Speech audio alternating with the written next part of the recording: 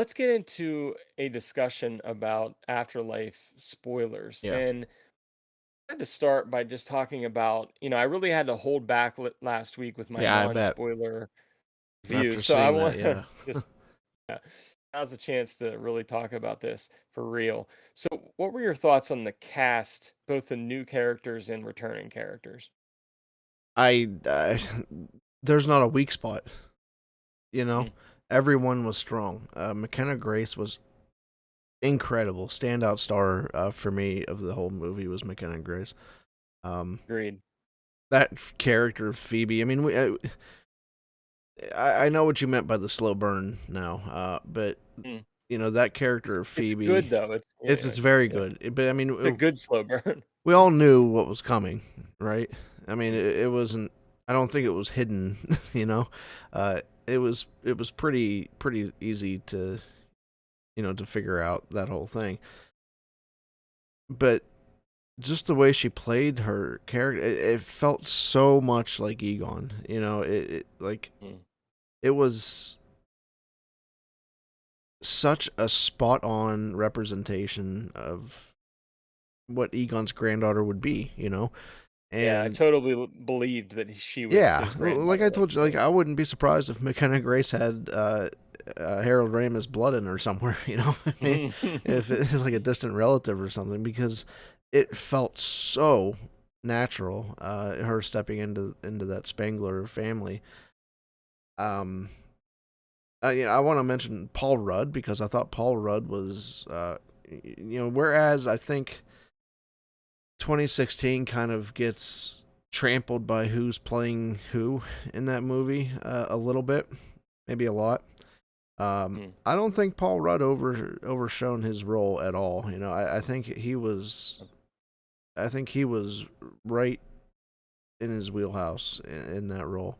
Um, brought some of the science aspects to it that we're used to from Ghostbusters, uh, and then still brought some physical comedy relief. It was kind of a mix of some characters that we've known before.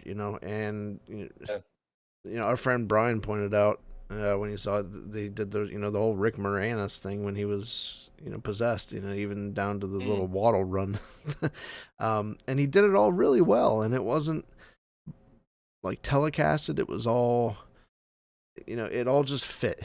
It nothing for me at least felt out of place. Agree. I thought he was the perfect key master. Oh yeah, um yeah, definitely. but before he became that, like, yeah, he just his comedic timing is really good as always. I Hmm. always enjoy Paul Rudd. Hmm. Um and he can play both, can have kind of a serious side, but he can Yeah, also obviously has the comedy side nailed down as yeah, well. Um yeah, I really enjoyed his performance. agreed.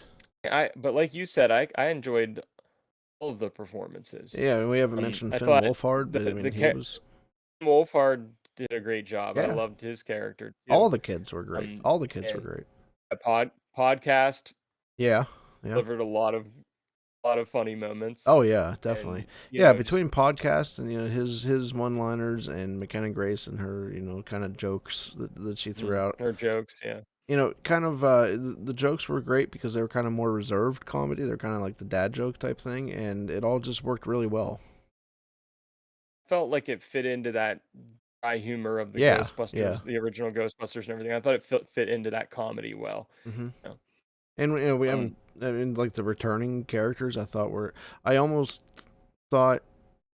I almost thought that Bill Murray was going to be saved for something post credits. Because it was going on, it was going on, and we saw mhm. Dan Aykroyd. We heard from Dan Aykroyd, but we didn't hear from Bill Murray until that very that climax moment. Yeah. And I thought that was perfectly done. It didn't lean too heavily on them. It let the new team shine, but then the old guys when they came back in, kind of saved the day or at least lend assistance. It fit too. So Yeah, I agree. I thought, first of all, Ernie Hudson looks great. I mean, Yeah, right. he doesn't Doesn't even look age. like he's aged No, that much. It's no. just amazing. Speaking of the Um, One Ring, yeah, and he must be wearing the One Ring. yeah, He looked great, and of course, I just love seeing all the guys back. And what really moved me, what really floored me, what really impressed me was what they were able to do with Egon's character being a yeah. ghost. And it was so convincing. It looked so good. The I CGI couldn't was get incredible. over it. Yeah, it was so good. Yeah, So that I was a was great starting to moment, just wonder if seeing we all were. four of them. Yeah, definitely. I was starting to wonder if we were going to see him on screen. You know, they did the whole thing with the lamp, and then you knew that was kind of Egon, Mhm. speaking, from the afterlife, Yeah. and then you do get to see him, and it looks really good. It looked really good. Yeah, and we even kind of commented after this movie, like we wish this would have happened in Star Wars. Yeah, I was just Um, thinking about taking a get couple of digs at Star get Wars here. Luke, Not, yep, Leia, Lando, Han all together. and for the Because that didn't really CGI happen. too. I mean, Mhm. you gotta say the CGI here was way better than the Luke CGI that we got in Mando. Even though I loved that moment, um, Yeah, it definitely was a better lot than what better. we got, Hmm. out of that. And it's frustrating that the Ghostbusters can get back together when one of them is literally dead, and Hmm. Star Wars couldn't do that when they had all three alive, and Right. that's Yeah. that's kind of annoying. It's a little bit depressing if you Yeah, think about it. I don't think I was that sad about it until I saw this movie. yeah, And then I was right, like, "Oh, right, this is what they could have done." yeah, right. Um, No, I think it exactly. made me more sad. Yeah, No, they did a great job, and I need to mention, I think it's Carrie Coon who played, um, Phoebe and Finn's character's mother. yeah, yeah. She did a great job too. I thought she was Absolutely, perfect. absolutely. Yeah. I don't wanna forget about her. No, She agreed. did a good job. Oh, we both love the cast. About the This is one point for me that I think I have to deduct a little bit compared to the originals. Like, me, the music and the score, when I'm first of all, let's wanna talk about the score, because the score, while I love it, literally just steals from, the past movies, from the originals, which is cool. Like, I think it worked here. Um, there is some original stuff mixed in there, for sure, and it kind of sort of take the old themes and rearrange them, or, have a Hmm. different arrangement of them in places, which was cool. Um, but I don't feel like it would, especially like the music that the first two films featured, the Ray Parker Jr. song, and um, there's a song in Ghostbusters 2. I think I'm trying to think of who it was. Bobby Brown, I think it was. Um, those songs to me were so iconic, and just like I didn't really feel any of that in this movie with the music that was outside of the score, if that makes sense. Yeah, it does. I mean, I don't. I'm okay. The score for me was a little. I liked it. Some parts of it were a little distracting. I think. Some of it almost felt Mm, a little cheesy, even. Um, thinking of like some of I don't know how to describe it. Kind of that whole ghosty that type yeah, stuff. yeah, I don't yeah. know what what that would be called. Cam isn't here, or he could tell me. Um, but some of that I felt was a little distracting. I actually kind of was good with the music. It's hard to. I think it would be hard to have written any type of original music that could have kind of competed maybe with some of that iconic stuff from back then. Mhm. So maybe just kind of leaning on, what's that? What's that phrase? Dancing with the one that bring it brought you, or something like that. Yeah, um, something like that. yeah. So maybe kind of doing that type of thing. I think might have been an okay move, but I don't know. I felt like the the Ray Parker Jr. song was used well. Um, that McKenna Grace song in the end credits was okay. It was a little odd for me, I think. But Mhm. overall, I think I was mostly pretty okay with the music. I was fine with it. And I even enjoyed the kind of way they reused a lot of the original stuff. It just didn't like anything stood out to me too much, I guess is what I'll say. Yeah, It didn't, which is fine, but I just remember like one of the things I remember about Ghostbusters is the music in it, is the sure, songs. sure, yeah. You know? So that's one And I area mean, where and I it mean, you didn't got quite that, which was kind of cool. well. I Yeah. was okay, just getting the Ghostbusters song. I think. Mhm. We had that, and let's get in a little bit to the story slash plot, however you want to put it. So basically, what we have here is we know McKenna Grace, her character Phoebe, and Finn's character, who I can't think of what his name is right now, but basically their family moves in to Egon's farmhouse But yeah, that he kind of the Dart left Farm. behind. Yeah, the dirt farm. He's the dirt farmer, which was kind of cool how we found out later on what that meant. Yeah. Um, the trap that he was creating. But we basically have this plot where they're inheriting this. They're out of money. They can't pay their rent. They're inheriting this farmhouse. They start to discover all of the Ghostbusters artifacts. The PKE meter, the um, suits, the everything, the car. Yeah. And so I loved that what it did was it brought us to the family, the Spangler family. They chose to carry it on that way. They didn't choose to have like the old Ghostbusters train in a new group of goofballs and they become the new Ghostbusters. They chose to take the family and that be the story. Yeah. And the family discovering who Egon was and who the Ghostbusters are, Uh, which I Trevor thought was cool. was Finn Wolfhard's Trevor. character, by the way. Yeah. Thank you for that. Um, they also relied and they really leaned on Gozer story and Yeah. which was cool. I was a little surprised by that. It felt Mhm. a little bit rehashy for me, but I mean, but all in all, I thought it worked really well. I thought it was good. Yeah, even though it was a rehash, I thought it worked really well, and they made it make sense because Yeah. with the Evo, I forget what his last name is. Basically he was like constructed Dana's apartment area, Hmm.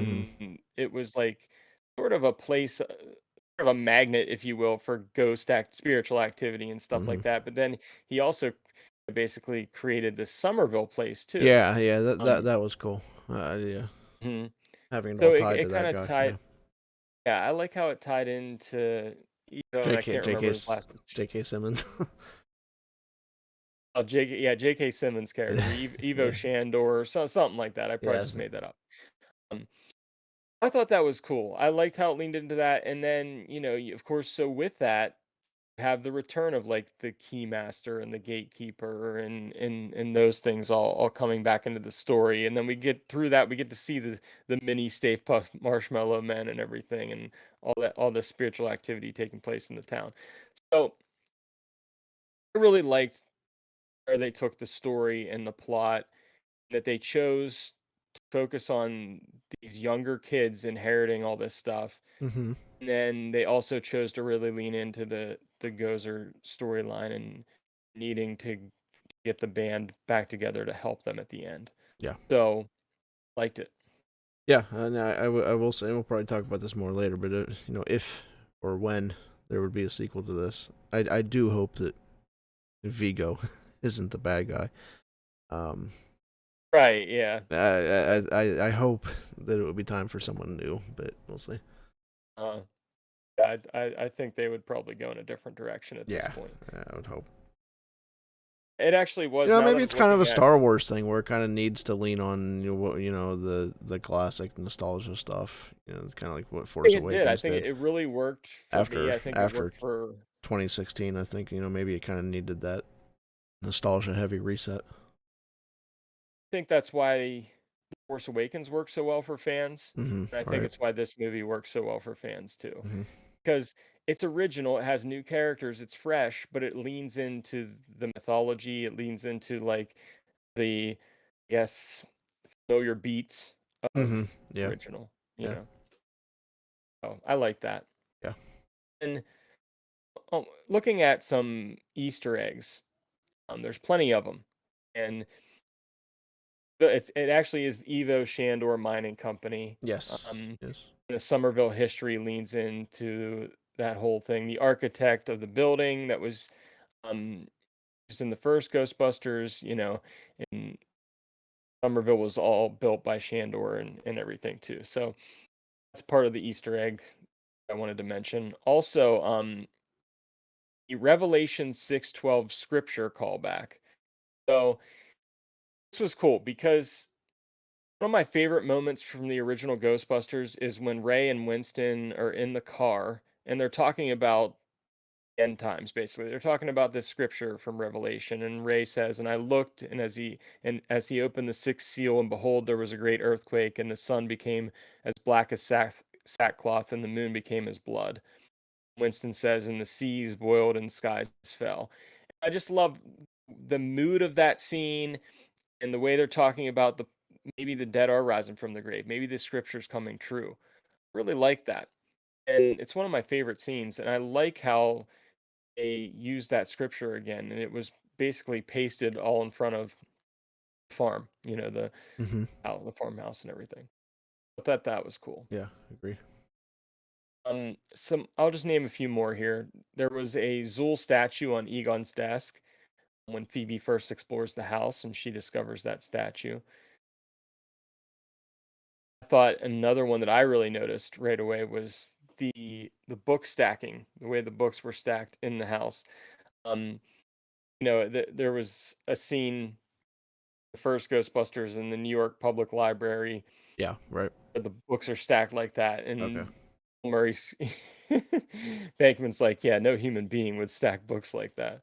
Um, and so there's that stack of books in there, which I really noticed and thought was cool. Yeah. Yeah. Also, um, another one was when Phoebe finds Egon's secret underground lab, and there's like a bunch of spores and molds and funguses that Egon collects. Yeah. Very s- cool. You know, yeah. Um, so there were a lot of things. I'm trying to if I can spot anything else that really stood out to me. Oh, Egon's Twinkie. Yes. Yeah. The Twinkie. Twinkie There was stood a out. Yeah. Twinkie in the glove box of the Right. car, Yep. which was cool.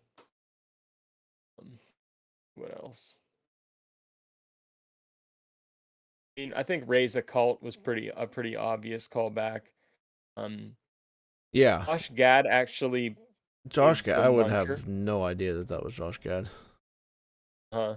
He was the voice of the Muncher. I'm not even sure why you need to bring on someone like Josh Gad for that character, but hey, kind of Yeah, I fun. don't know. Uh, I do love Muncher though. yeah, for sure. Kind of miss Slimer Thought a it was little bit, great. but I thought Muncher was a pretty awesome character. Also, a really great Oh, payoff with him being stuck in the trap and then released, and because it's locked in the prison lockup or whatever that would be called. Um, and since yeah, that he was eats used to metals, great effect. yeah, that was used really well. Yeah, I agree. I love Muncher. I think he's great.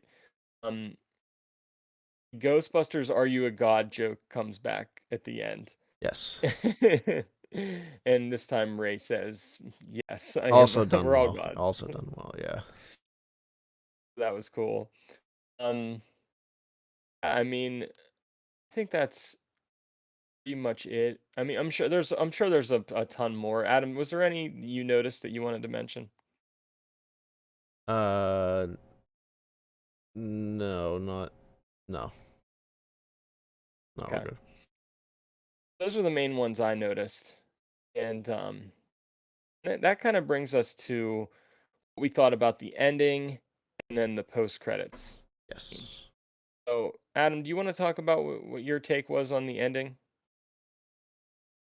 Yeah. I mean, I thought it ended. really well.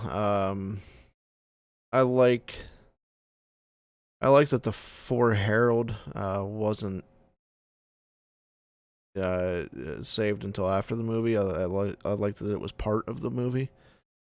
You Mm, know, mm. gives it more of a spotlight than just putting it at the end. You know, I mean, not that there's anything inherently wrong with that, but I think it gives it a very special place in the film, which I thought was special.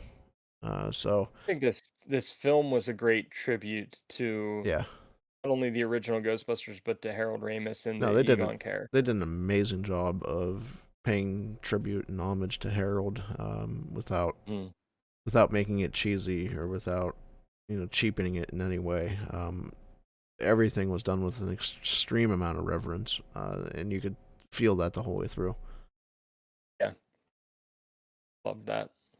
Um, I really, I enjoyed the ending. I thought that it was very, you think about the past Ghostbusters films, they've all included some like huge thing at the end. The Stay Puft Marshmallow Man, the Mm-hmm. Liberty, a Statue of Liberty. And even 2016 there was that big thing. Yeah, But this had a different ending. I mean, this really focused on sort of smaller setting, this farm, this dirt farm, if you will, right. um, where Egon has constructed. He's made this huge trap.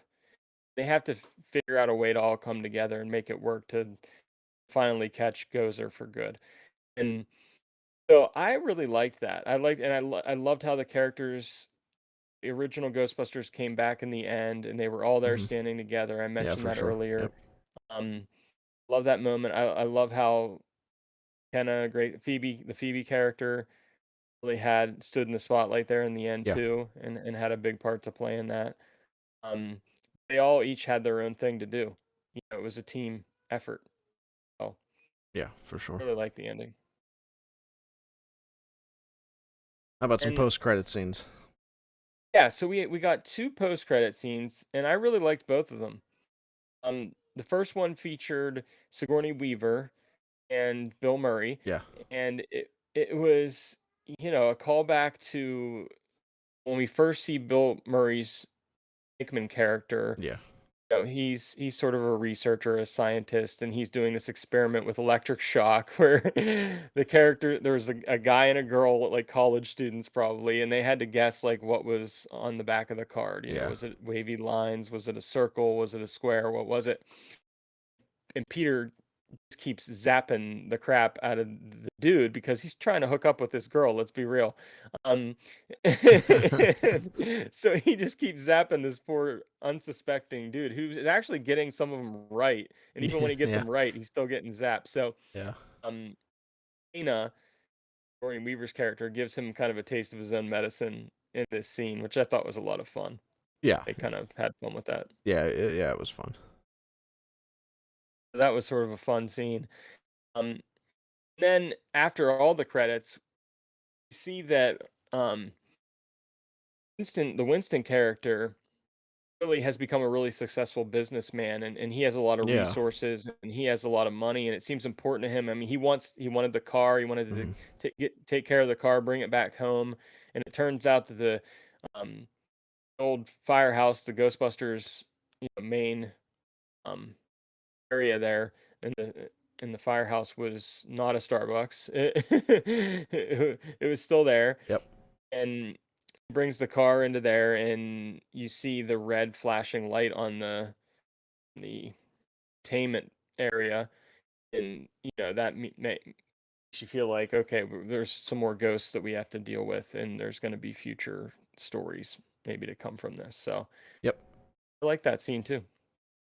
Yeah. It definitely sets up the possibility that this isn't the only time we see these characters again. So Hmm. I'm hoping for more. I think that the team that they've established here is really strong, and I really want to see more of these kids going forward. So hopefully that's the direction that they're heading here.